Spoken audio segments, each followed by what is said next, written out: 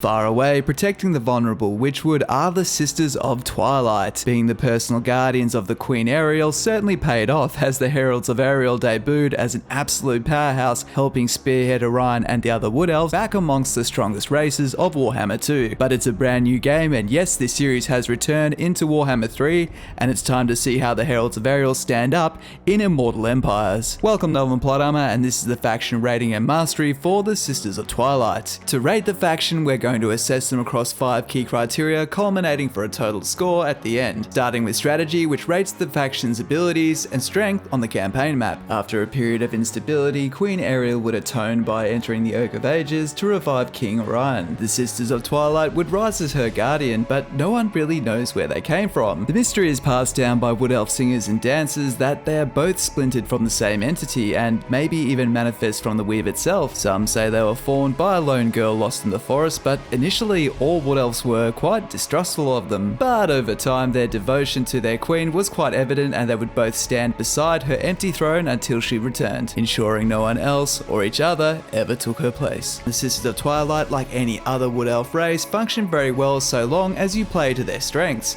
You are incredibly centralized around the forest, but if you center around the economic buildings and hero options, you will do very well. Their most unique ability is the Forge of Daith, allowing you to craft items which will give you both buffs on the campaign map and other military buffs that we will cover under that section. These are obtained by winning battles with the sisters themselves, which will give Daith's favor, allowing you to build an item, upgrade it, and then bestow even more temporary buffs on them. These really are the type that do make a difference, since your playstyle will revolve around securing a forest, destroying the threats, and then forming alliances. Having more lords that are stronger through these items is even more potent. But these items also include buffs on the campaign map, such as casualty, replenishment, and movement, and yes, that applies to your underway stance, allowing you to underpass through mountains at extended range. This will help you gain control of all the heathland around your forest, which will allow you to increase the tree health you gain per turn. Gaining 100 will allow you to get the Ritual of Rebirth, and the Sisters of Twilight have the best reward for theirs because they get to free the Queen Ariel, absolute beatstick of a hero, yes hero, so she can join any army, including the Sisters. For this reason, when playing with any other Wood Elf faction, you will be highly incentivized to confederate the Sisters quick, not just because of them, but because completing this for us will grant you Ariel. If you're new to Wood Elves on my channel, please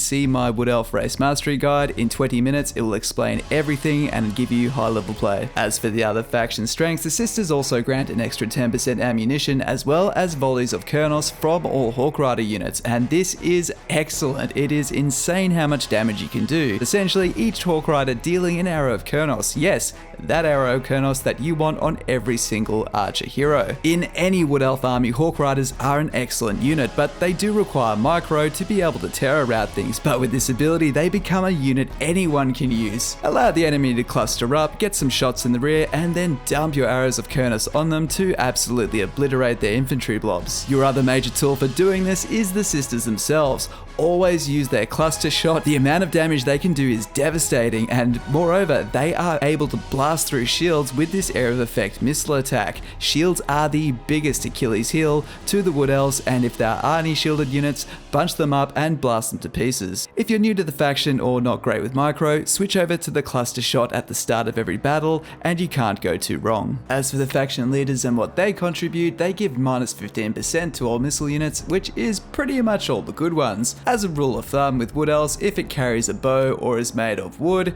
it is going to be excellent. The exception being your flying units like Hawk Riders, which get an extra 10 melee attack as well as 15% charge bonus when in the Sisters army. Just a quick reminder guys, if you are enjoying the video, please consider liking and subscribing, it really helps out. Ask any question in the comments, I answer everything. And if you'd like to talk strategy, feel free to join the Discord. Cheers. When leveling up the Sisters of Twilight, it's pretty much like any other Wood Elf faction. There isn't really a right or wrong way. Prioritizing their movement all the way through to Quartermaster to increase your movement and reduce your upkeep will allow you to field multiple armies and more rapidly conquer different forests. Alternatively, boosting Glade Guard is a fantastic choice, increasing their ammo and potency because fights are certainly longer in Warhammer 3. Whichever way you go, you absolutely need to go for their personal line, which is just simply excellent. The Queen's Emissaries giving you plus 15 to High, Dark, and Wood Elves is just very powerful. This will keep the heat of the Dark Elves away from you and ultimately ultimately you'll want that tree back in Ulth 1, so this will stop them ever laying eyes on you. Buffs to campaign movement and sack and raised revenue is obviously very conducive to your desired play, with other abilities boosting your very powerful flying units. Overall as a faction, the Heralds of Ariel bring every other Wood Elf strength, no real weaknesses, and are just incredibly powerful on the campaign map, granting them 4.5 stars in strategy. Next we have geography, rating the faction's placement and ability to traverse it, and the Wood Elves in general are very good at this because they have an underway ability as well as the World Roots ability, allowing them once every 10 turns to traverse to another nearby forest or even one on the other side of the map. This grants you unparalleled reach, so as long as you balance your military and diplomacy effectively, you're basically never short of options and don't need to tread on anyone else's grass with accidental trespass penalties. The sheer impregnability of your forest really does have to be factored in here. There's a multitude of buffs to your heroes that will make your units even more powerful in the forests, but we also have to factor in that their inability to reach conventionally does hold them back a tiny bit. Now, you can negate this with diplomacy, but being fair, we do have to acknowledge that the outposts are nowhere near as effective as other settled factions. Unless this is holding a resource or you need a place to recruit some new Glade Guard, there's no real point holding anything outside of your immediate Heathlands. Once you've eliminated those early Dark Elves, it really is a case of finding allies and being able to move on to secure new forests to secure a better economy. So long as those Heathlands are either raised under your control or under a military ally's hold, they will still give you 1 tree elf per turn, and you will absolutely want to get your Ritual of Rebirth, which will bring the Queen Ariel back into the fold. On the surface, the Sisters of Twilight, just like any other Wood Elf faction, look very restrictive from a geography standpoint, but if you consider their strength in the forest, diplomatic buffs, and their ability to underway and deep root around the map, once you get the hang of it, you will see that they earn 4.25 stars in geography. Next we have diplomacy, measuring the faction's ability to choose its engagements, and the Sisters of Twilight, you'll get to know them just as well as everyone else. They finish each other's sentences, endlessly bicker, so essentially your typical siblings. Well, not exactly. They carry the traditional good cop bad cop trope with Nestra's measured justice to prevent any greater harm, endlessly bouncing off Arahan's angsty wild fury to quell the unjust. Nestra finds peace and virtue in restoring order, while Arahan delights in delivering said order, preferably by force. Despite these opposing factors, the twins are aligned on their mission and purpose, which is good because they're literally inseparable. No one has ever seen them apart, and it's believed if they were to be separated, it would be a fatal encounter. And like any siblings that spend too much time together, you will hear them bitching at each other endlessly. Even when just opening the diplomacy screen, they will still take shots at each other whenever possible, and you'll be spending a lot of time in the diplomacy screen as this is absolutely key to the Wood Elves playstyle. On top of their unique skill, which gives plus 15 to all other Elven factions, fast track research, which gives diplomatic benefits to other Order-Tide factions, and you'll find your borders much easier to govern. The random encounters in your forest will often give the option for a diplomatic buff, and you should absolutely take these, particularly if it's a faction that neighbors you. Even if factions you have no intention of trading with, keeping these buffs will stop them from often going to the negative and therefore declaring war on you. Even a faction which has a negative opinion of you, if it is tracking to the positive, this is also factored in and alone can be a reason why they won't declare war on you because their position is improving. Just like with any other Wood Elf faction, your job is to purge the area of enemies and then establish alliances, but this doesn't always mean establishing alliances. Friendly relations is often enough and will often prevent you from being pulled into wars that you don't really want, because your goal here is to make this area self-sustaining, but building yourself around one Order-Tide faction that you can ally with is always going to help you, and now in Immortal Empires, Grombrindal is that optimal choice. Originally it was the Exiles of Nehek, but the problem is eventually Grombrindal will probably attack them and they are no match for his might. The problem with allying with the Exiles of Nehek is you will end up at war with both Grombrindal and most likely Malekith and Marathi from the south. This is not a good position. If you ally with Grombrindal, gift him settlements, gift him money to build up those settlements, and he'll form a perimeter around the Witchwood. Having favourable relations with the Lithanar for long enough will get you on good terms. They'll probably see eye to eye, and now you have 3 Order-Tide factions united in the fight against the Dark Elves. Well, they can take care of it. You'll be off to greener pastures, getting all the tax revenue without having to afford an army to babysit. But that's only if you want to play expansive. You can spend your time down here sacking and raising to earn more money and ensuring the good guys win. Just make sure to make use of the settlement trading ability. You can first sack, then occupy, and then trade off to your allies. This will give you excellent diplomatic benefits with them, is a sure way to fast track a non-aggression pact and eventually defensive alliance. But just remember, they don't get free money. You will need to gift them money for them to build these settlements up.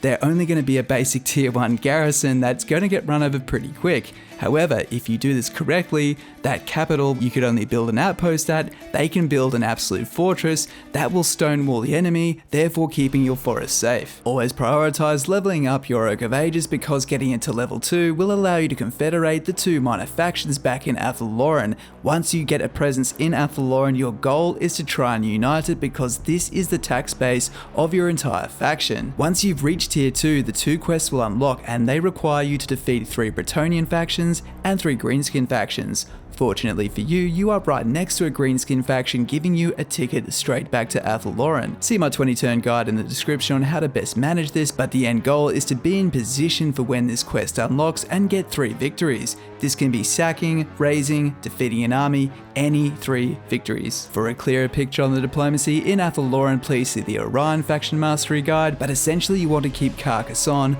on side, because they are your only buffer against Skaven, Beastmen, Pirates and Ogres. To get those 3 Bretonnian wins that you need, either get it from forest encounters back in Athelloren, or simply attack Paravon or Baston. Neither of these come with many diplomatic hangups, and any territory you take, you can trade over to the Empire, building yourself a non-aggression pact with Karl Franz, ensuring your safety to the east. Fast track the Oak of Ages to tier 3 and you'll get the quest to unlock Durthu, which requires 4 dwarven defeats. Yes, those dwarves immediately north of Durthu are very tempting, and if they're still alive, absolutely try to defeat them or even sack them to get those 3 wins. If you can't do it, don't attack Clan Angrim below you unless he's attacked you first. Personally, I tried to gift and join his wars to keep him on side to prevent him attacking me, because if you can, he is an excellent buffer to the south to stop you getting embroiled in too many wars. There are other smaller dwarven factions to the east that you can underway to and get these cheap wins off. If you're really lost, you can always underway to the Forest of Gloom, which will give you another greenskin faction to get some wins off if you haven't already, with plenty of small dwarven factions to the north to attack. Somewhere around this time you might find Morathi creeping up, but this is an opportunity to get some more sack and raise revenue and gift Grombrindal some holdings if you want to build up your allies so you can focus elsewhere. Leveling Morathi's domain will build great favour with the High Elves, providing a slew of trade partners, and eventually you can make a border with the Lizardmen where you can choose to stop and make friends or keep on going. Personally, at this point I would head north, removing Malekith and any other demons that might oppose you from there. Whether you raise settlements or sack and then pass them to your allies, these are all adding towards the 10 victories that you need against unique settlements